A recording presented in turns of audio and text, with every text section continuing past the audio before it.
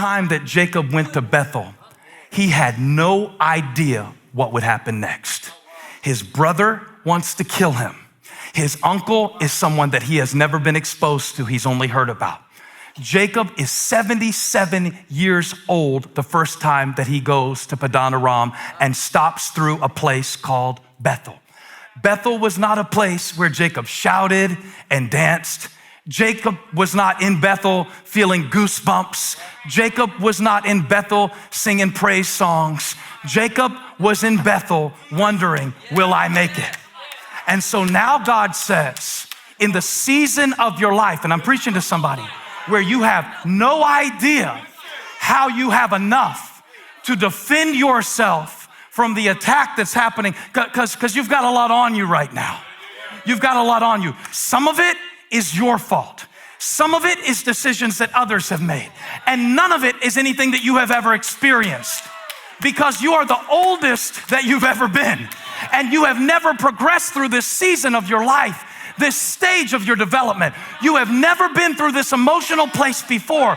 So now what does God do? He doesn't call you back to the place where you felt the greatest faith. He calls you back to the place where you felt the greatest fear, but you made it anyway. To remind you what it really felt like when God revealed himself to you. Because we whitewash our understanding of what it means to remember what God did. You know, I wonder, do you remember how it really felt at certain stages in your life? Like, close your eyes. Let's go to Bethel, because we can't go to a place. We're not going to load up the church vans or anything like that. There's too many of y'all and you're too spread out. So close your eyes. We got to go to Bethel, but we got to go in our imagination. Remember the time, anytime you want. I got enough to choose from. I've got an entire cafeteria of times to choose from when you thought you wouldn't make it. I'm not going to make it another day. There's no way forward for this. Okay, remember, I'm not going to make it.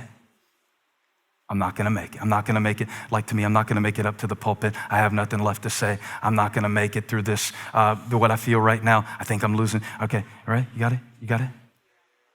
And I know that for some of us, it's a hard place to visit, but I want you to go there for just a moment. I'm not gonna make it. That's how Jacob felt the first time in Bethel.